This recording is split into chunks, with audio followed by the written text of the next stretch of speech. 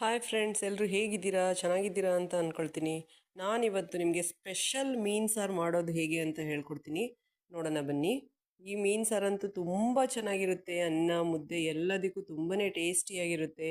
ಈ ಮೀನು ಸಾರು ಹೇಗೆ ಮಾಡೋದು ಅನ್ನೋದನ್ನು ನಾವು ನೋಡ್ಕೊಳ್ಳೋಣ ಬನ್ನಿ. ಮೀನು ಸಾಂಬಾರು ಮಾಡೋದಕ್ಕೆ ಏನೆಲ್ಲ ಬೇಕು ಅಂತ ಹೇಳಿದ್ರೆ, ಮೊದಲನೇದಾಗಿ ಈರುಳ್ಳಿನ ಕಟ್ ಮಾಡ್ಕೊಂಡಿದ್ದೀನಿ, ಟೊಮ್ಯಾಟೊ, ಕೊತ್ತಂಬರಿ ಸೊಪ್ಪು, ಬೆಳ್ಳುಳ್ಳಿ, ಶುಂಠಿ ಮತ್ತು ಹುಣಸೆಹಣ್ಣನ್ನು ನೀರಲ್ಲಿ ಹಾಕಿ ನೆನೆಸಿಟ್ಟಿದ್ದೀನಿ. ಮತ್ತು ಇದಕ್ಕೆ ಚಕ್ಕೆ, ಲವಂಗ, ಏಲಕ್ಕಿ ಮತ್ತು ಸ್ವಲ್ಪ ಹುರ್ಗಡ್ಲೆನ ಸೇರಿಸ್ಕೊಳ್ತಾ ಇದ್ದೀನಿ. ಮತ್ತು ಒಂದು ಸ್ಪೂನ್ ಧನಿಯಾ ಪೌಡ್ರು ಮತ್ತು ಒಂದು ಸ್ಪೂನು ಅಚ್ಕಾರದ ಪುಡಿನ ಹಾಕ್ಕೊಳ್ತೀನಿ. ಈಗ ನಾನು ಈ ಹುಣಸೆ ಹುಳಿ ನಮ್ಮ ಟೇಸ್ಟಿಗೆ ತಕ್ಕಂತೆ ನಮಗೆ ಎಷ್ಟು ಹುಳಿ ಬೇಕೋ ಅಷ್ಟನ್ನು ಹಾಕ್ಕೋಬೋದು. ನೀವು ಹುಳಿ ಕಡಿಮೆ ತಿನ್ನೋರು ಸ್ವಲ್ಪ ಕಮ್ಮಿ ಹಾಕ್ಕೊಳ್ಳಿ, ಇಲ್ಲ ಮೀನು ಸಾಂಬಾರು ಸ್ವಲ್ಪ ಹುಳಿನೇ ಬೇಕು ಅನ್ನೋರು ಸ್ವಲ್ಪ ಜಾಸ್ತಿನ ಹಾಕ್ಕೋಬೋದು.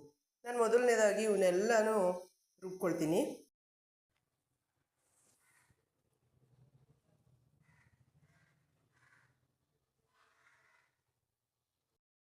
ಈಗ ನಾವು ರುಬ್ಕೊಂಡಿರುವಂಥ ಮಸಾಲೆನ ಒಗ್ಗರಣೆ ಕೊಡೋಣ. ನಾನು ಒಗ್ಗರಣೆಗೆ ಜಾಸ್ತಿ ಏನು ಹಾಕ್ತಿಲ್ಲ. ಎಣ್ಣೆ, ಸಾಸಿವೆ ಮತ್ತು ಮತ್ತು ಈ ಕರಿಬೇವಿನ ಸೊಪ್ಪನ್ನು ಮಾತ್ರ ಯೂಸ್ ಮಾಡ್ತಾ ಇದ್ದೀನಿ. ಈಗ ಈ ರುಬ್ಕೊಂಡಿರೋ ಮಸಾಲೆನ ಸೇರಿಸೋಣ.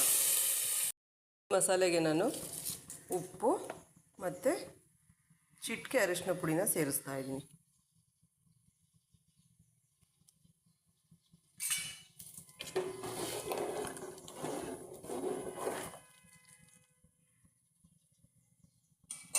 ಈಗ ಇದು ಕುದಿಯಕ್ಕೆ ಬರೋವರೆಗೂ ನಾವು ಫಿಶನ್ನು ಕ್ಲೀನ್ ಮಾಡ್ಕೊಳ್ಳೋಣ. ನಾನಿಲ್ಲಿ 1 kg ಬಾಂಗ್ಡಾ ಮೀನು ತೊಗೊಂಡಿದ್ದೀನಿ. ಇದನ್ನು ಮೊದಲನೇದಾಗಿ ನಾವು ಕ್ಲೀನ್ ಮಾಡ್ಕೊಳ್ಳೋಣ. ಈ ಮಸಾಲೆ ಏನಿದೆ, ಈ ಸಾರು ಚೆನ್ನಾಗಿ ಕುದೀತಾ ಇದೆ. ಈ ಸಮಯದಲ್ಲಿ ನಾವು ಈ ವಾಶ್ ಮಾಡಿ ಇಟ್ಕೊಂಡಿರುವಂತಹ ಮೀನನ್ನು ಈ ಮಸಾಲೆಗೆ ಸೇರಿಸ್ಕೊಳ್ಳೋಣ.